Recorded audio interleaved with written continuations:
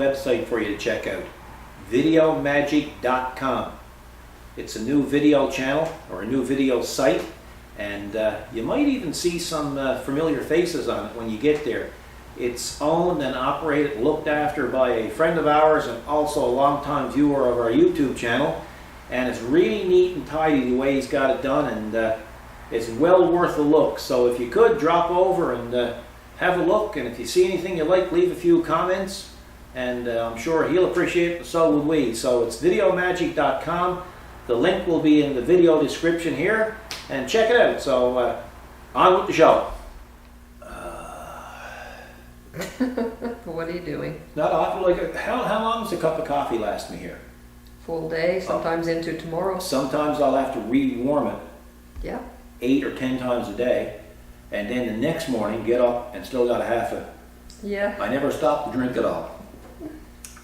Hello folks. This video is dedicated to the Honda GL1800 GoldWing. And what I have here is a storyline behind the GL1800 GoldWing. A little bit of history for you. The GoldWing has been made since way back in the 70s. I'm going to take a chance and say 76, around that area. Started off as a 1000cc and went up to an 11 and went up to a 1200cc, went to a 1500cc. Now, of course, they have the 6-cylinder 1800. All fabulous bikes. All of them great bikes. So, back in 2003, we decided to, well, I don't know, but we, mostly me, decided we're going to buy a new bike. We had gone a number of years without one because we were raising our family, and to be honest with you, I know people are going to disagree with this, but as far as I'm concerned, the fellow that got a couple of small children home got no right to be on a bike when he's raising a couple of kids, and he got a family support. It's only a matter of getting hit by a vehicle and you're out of commission. You can't support your family. So we went, oh my gosh, I must have went 18 years between bikes. Now in the meantime, no, I wasn't starving for bikes. In my lifetime, I've had almost 50 motorcycles. So, but that 18 or 19 year stretch was a long time without a bike. So when our youngest son finally decided he's moving out on his own, we put him on the plane to go to Vancouver, BC. Esquimalt, wasn't it? Yeah, Esquimalt. Esquimalt, and then we went and bought the bike. The GL1800 GoldWing came out in 2001. What makes the GL1800 a unique bike is the fact that it's the first time that Honda put an aluminum frame on their GoldWings. All the frames before that were all steel frames, and as far as I know, without any issues. I'm not the type that'll always buy a first year production. I always wait till the second, possibly even third run of a new design. That's why I figured I was safe buying a 2003 instead of a 2001. So as it turns out, we went off, and make a long story short, we ended up buying the bike we wanted. It was on the other end of the island, and we drove across 7 hours. We picked up our bike and we drove home. So the next morning I get up and I'm thinking, you know what? I do a good bit of aluminum welding, so I said, I must check out the frame. So I pull panels off and I'm looking at the welds, and I'm feeling real good about it. Because how these are manufactured, there's probably 40 or 50 different segments, and one almost fits together, fits over the other, then is welded and continues on to make the frame. Now, everything was looking great until I got to the bottom of the bike where the cross member goes over around the center stand area. And I looked up and I was horrified at what I saw. I can remember that day just like it happened yesterday. Yeah, something. And I said, oh my beep beep beep beep beep beep beep. And I figured I bet it's easier to do it than it is to edit it. Yes.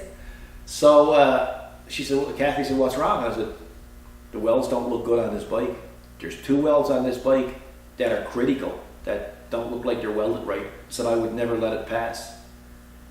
So I called the dealer And I had done some work for the service manager at the dealer. I had welded engine block in his GoldWing for him. So he was familiar with me and he trusted my judgment. So I told him, I said, Eric, I'm looking at the welds on the bike and there's 2 welds on this bike that just aren't right. So he said, boy, he said, I don't know what to say. He said, I'll have to call Honda Canada. So he called Honda Canada. Honda Canada contacted me and tried to assure me that there wasn't an issue with these frames. And I said, I won't mention the lady's name because of privacy issues.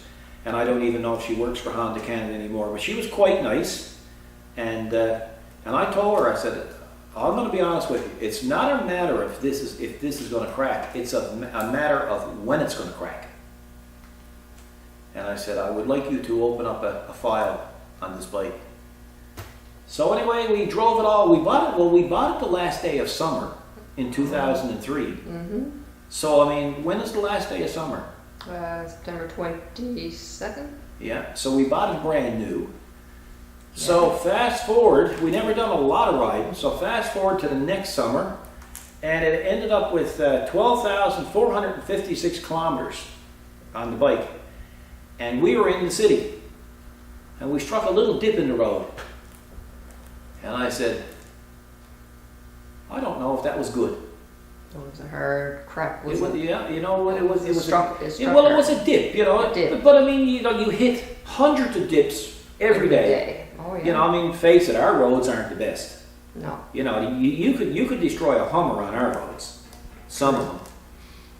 So anyway, but after I checked the frame on that bike when we initially bought it, every week I had it in my head that I'm going to check the frame every week. Before we'd go on a long run, I'd check the frame, and when I'd come back, I'd check the frame. And I said, boy, you shouldn't have to do this, but I mean, folks, I'm carrying precious cargo, which is my wife of 35 years. Ooh. You know, and I mean, really, I mean, you know, you're trusting me to keep you safe. That's right. So this particular day when we struck the dip, of course, when I came home, I did the usual thing. I put it on the bike ramp, put it up, checked the frame. I found the crack. Yeah, that was something. Well, you keep the camera there. We shall show them the crack, because I don't have this done digitally. There's the crack. Yeah. There's the mileage. Yep. Now, we're going to go ahead. There's the crack again. And there's the area of the crack. This is the center stand here. There's the crack.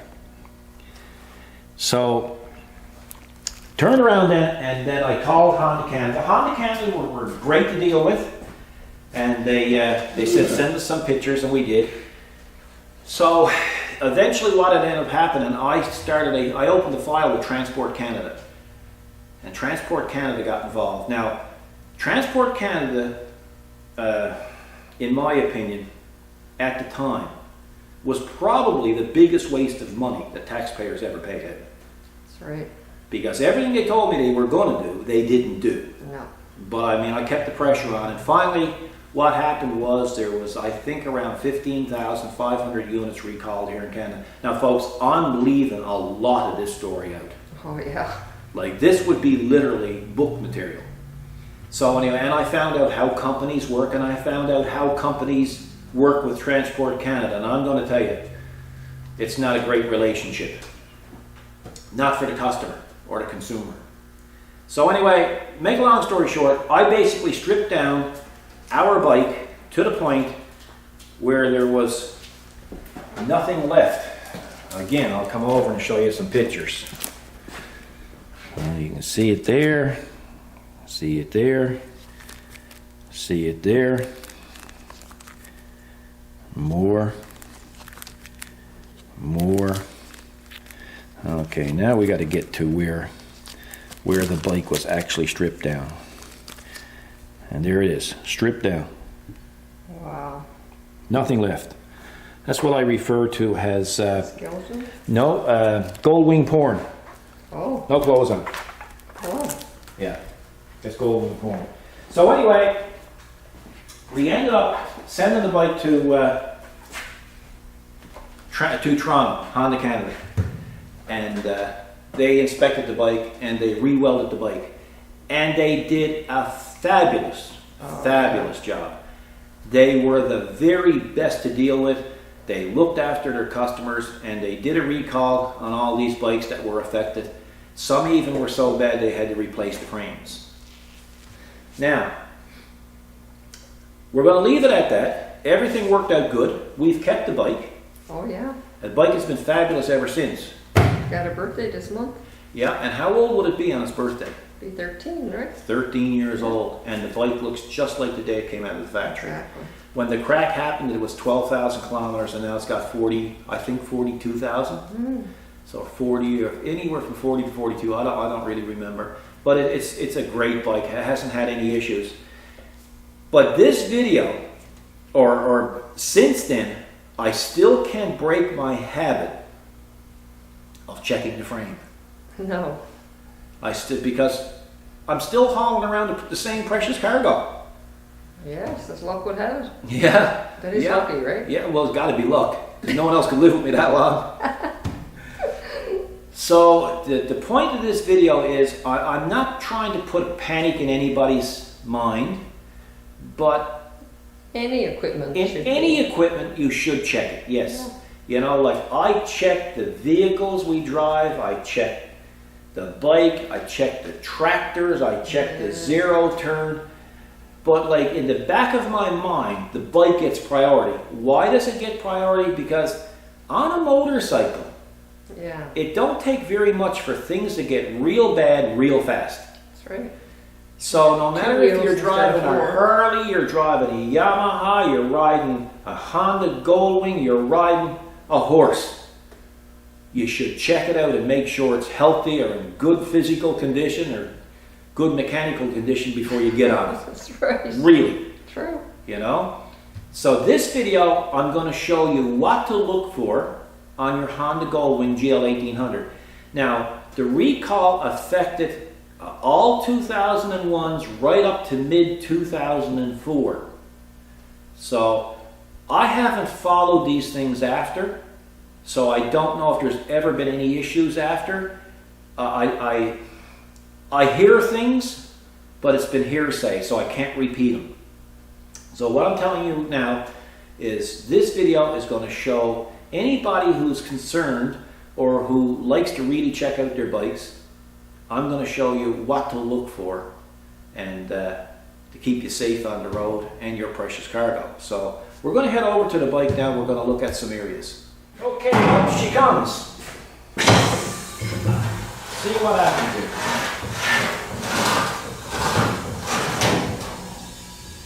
Now you can do this on the floor on double stand, the same thing, but just for filming, it's going to be easier to have it on the ramp. You're still with me? Still with you. So I'm going to put the light back here. We're all still here. Still here, eh? So, now I might have to take the camera from you. Alrighty. Okay, folks, here's what we're going to look for. We are going to put the camera in, and I'm going to see if I can get, just so you don't get the orientation wrong, I'm going to put the camera in here, and let's see if I can get it, because that's kind of bright there. Okay, folks, you can see where it was re-welded, right here just in front of the stand. So the original crack would have been down in this area. So you'll be looking for any physical cracks in that area. That area, and of course on the other side, which will be over here, and I'll show you now shortly. Now I have a skid pan on this, so it's going to make it a little harder to get the camera up, but you'll want to look on the other side, the front portion of that welded area, and that's the cross member. So I want you to have a look at that. So now we'll head over to the other side. Okay, we're on the other side. Now let's see if I can get you a good picture here. See if I can get the light. I think the light just right here. So there's the other one. So it's going to be just above the reservoir for the coolant tank. And as you can see, the welds that Honda did in Toronto were really beefy and really well done. The guy who welded this obviously knew exactly what he was doing. Fabulous job. Probably one of the best welds I've seen on a Honda GoldWing. So it's and they were pretty sure it was going to be good. They called me even on a Sunday to ask me what I thought, and I told them it was excellent. So we'll move on now to another area. Okay, so anybody who's got a trailer hitch on, like we have, it's not necessary to take off the back section here. You can look up and you can see most of the subframe. There's kind of two frames on this. There's a frame, the main frame of the motorcycle, and then there's a subframe with all tubing, steel tubing. I haven't heard of too many cracking there, and if they have, it's probably because they used a bad trailer hitch. There's many trailer hitches available for these bikes, and I think, if I remember correctly, this is made by Bushtec, and it's got a 4 bracing system. Some never had the 4 bracing system. They just bolt it right onto the existing frame, and it created a lot of problems for that subframe. So I'm not trying to promote Bushtec. I'm just trying to tell you what was best in this case. Now, this might not even apply to anything from 2005 up, but if it was me, if I bought a brand new 2016 Honda GoldWing, I would have to have it. I would have to do my inspection just for peace of mind. So I'm going to put it down. The next bit of work we have to do, we have to remove the seat. So we'll just put the bike down there. You can keep it running if you like.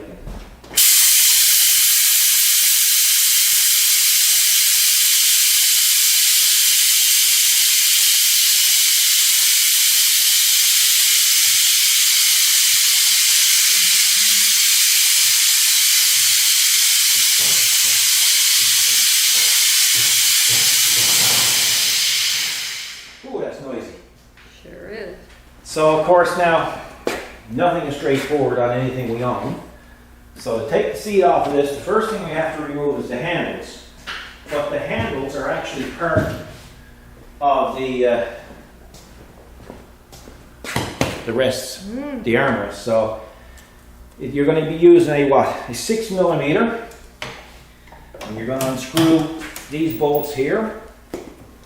There's 2 of them. And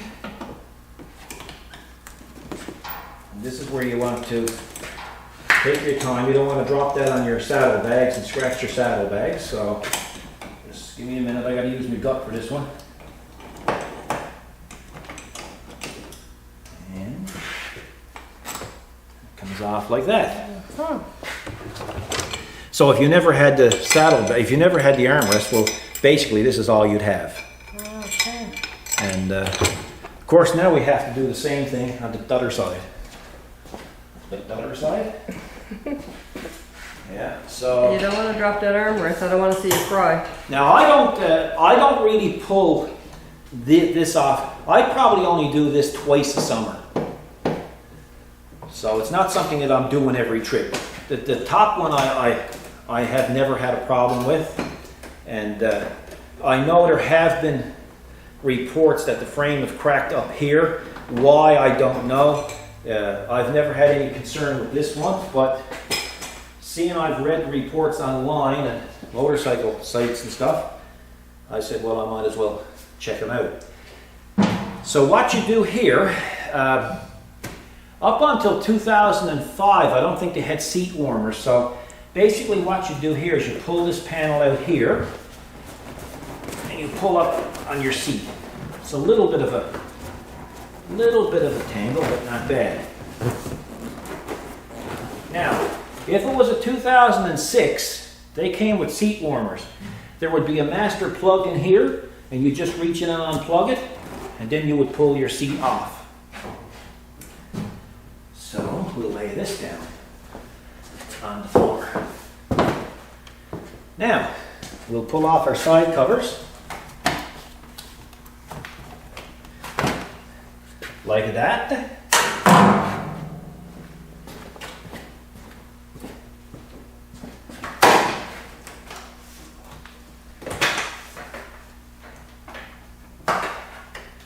like that. Now I will get another flashlight and show you what you'll be looking for when you're checking your frame. And gotta love Milwaukee. Gotta put a plug in for Milwaukee. Okay, folks, come on over, Kathy. You're gonna be looking at wells here, and anywhere along this frame area. They all look perfect. Look. They do. See down here, around here, and you can look into as far as you can. Okay. So we know that this side is perfect. I don't expect a problem there, but hey, when you go on a ride, isn't it nice to have some reassurances? It sure is. You know. So you're doing the same thing over here on this side. You're checking to see if there's any hairline cracks. Now don't be fooled, because sometimes you can get dust blowing in, and the dust can even look like it's cracked. So make sure you take a cloth and you wipe it off, and just recheck it again. So this frame is exactly as I expected, no issues. So you can see the subframe that I'm telling you about for the saddlebags. It starts here and goes back, and it goes down and hooks onto the bottom part of the frame as well. What makes these bikes so strong is Honda's engineering is just fabulous. The motor is actually part of the frame. So it's bolted into the frame in such a way it acts as part of the frame. So it's a great design. The only problem was I think they skipped the process in welding. Happens. Because the welding was not built up enough and it cracked. Not the case here. But I have seen pictures online where there's been cracks in the tube. Now, I have no way of knowing what happened there. I suspect, I don't know what to suspect. I probably shouldn't say anything about that, but all I'm telling you folks, if you own a GL1800 or if you own anything, every now and then has just for peace of mind, pull the seat, pull the side covers, get up and under it, look in the front of it, whatever. Now, say for instance, you just bought a GL1800. When the recall was done on these things, how you would know the recall was done, there's two ways of knowing. The right way to do it is to call, if you're in Canada, Honda Canada or your dealer, and give them the VIN number. And the VIN number will always be on the left side up here. When you look down here, it'll be on the left side of the frame. And you can give them the VIN number and they'll be able to verify if the recall was done, which is the re-weld or the reframe. The other way of knowing, the quick check, is come over here, Kathy, on this side. Don't trip over in the ramp. And because hauling that camera around is hard to tell. Let me see if I can get, I got to get something to point at. Where's my pointers I had? You lost your pointer? I lost my pointer. I'll use this. So what you will do, if you want a quick verification that the recall was done, you'll look down here where your VIN number is to, and you see that little dot? Yep. That's a punch mark. And when the recall was done, they took a center punch and they punched there to verify that the recall was actually performed. And it's an easy way to see. Yeah. Now, that being said, with these bikes, not all of them had to be welded. What Honda came out with was a gauge. And the gauge went up against the frame. And if the gauge fit the weld perfectly, it didn't need to be re-welded. But if you put the gauge up against the frame and there was a gap, like looking through my hand there now, they knew there wasn't enough filler material in there, so they re-welded it. And that's what made them strong. So folks, that's it. I'm basically just telling you, like, be careful out there. Check your vehicles, check your bikes, no matter what it is. I just told you the story because to give you a reason why I checked this particular bike. And as a matter of fact, of every GoldWing that ever comes in here, and we do quite a few of them, the customer don't even know it. But what do? Yep, you completely check them over. I completely check. I check the frame. And believe it or not, The biggest thing that I see on big motorcycles that's always neglected is the most simple thing to adjust. Tire pressure. I know, it's the big one. I have had GoldWings come here that requires like between 41 and 38 pounds pressure in your tires, coming in with 12 pounds of pressure in your tires. Incredible. And the customer would say, well, you know, that bike just don't feel right to me. No. You know, and when you check the tires are almost flat. Yep. You know, people don't think of it. Well, you know, if you want to remain safe, you have to check your vehicles out. Yeah. And that includes your motorcycle. And no matter what brand, they all take your pressure. Yes. So true. folks, be careful out there, and for the love of God, drive safe, ride safe, and you know, you're only on two wheels, man. And I don't care what it is, if it's a GoldWing, if it's a Harley dresser, it's no match for the smallest car on the road. No. It's going to lose the battle every time. So be careful.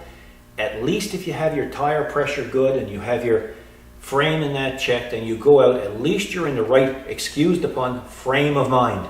And at least you know you and your partner can be safe on the bike. So be careful out there, ride safe, and we'll see you in the next video. I hope you enjoyed this. I hope you learned something from it. And again, just please be careful. We'd like to see you on the road, not read about you in the paper. Take care, and God bless.